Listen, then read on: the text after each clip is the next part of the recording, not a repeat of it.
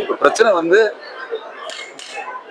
வந்து ஜிடி நாயுடு, அந்த நாயுடு தான் உங்களுக்கு பிரச்சனையா? இந்த ஜிடிங்கிறது பிரச்சனை இல்லை. நான் சொல்றது உங்களுக்கு புரியுதா?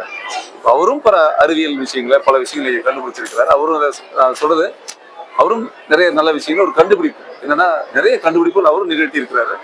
ஸோ அதனால நம்ம பொதுவா அந்த தனிப்பட்ட மனிதனை, இப்ப நம்ம சாதி, இதுதான் சொல்றேன், இந்த சாதி மதம் இந்த கட்டமைப்புக்குள்ள ஒரு மேம்பலம் திறக்கையில கூட ஒரு பொதுவா ஒரு மனிதனை நம்ம தவறா பேசுறது நான் பார்த்துக்கிட்டே இருக்கேன். அது எனக்கு ஒரு உடன்பாடு இல்லை. ஆனாலும் இதுல ஒரு மாற்று கருத்து இருக்கு எனக்கு. என்னன்னா, சாதிய பெயர்களை நம்ம எல்லா இடத்துலையும் நீக்கணும்னு சொல்றோம். எல்லா இடத்துலையும் சாதி பெயர் வரக்கூடாது, தெருவுக்கு கூட சாதி பெயர் வரக்கூடாது, எதுலையுமே வரக்கூடாது.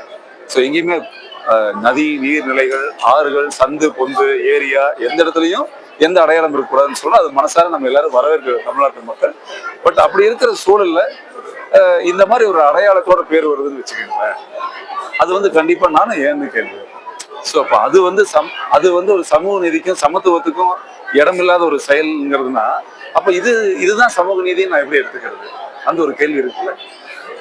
ஸோ அதனால நான் என்ன சொல்றேன்னா, ஒண்ணு யார் பேரை வச்சாலும் ஜிடி நாயுடுங்கிறது அவரோட பேரை வச்சிருங்க, அந்த அடையாளம் தேவையில்லை.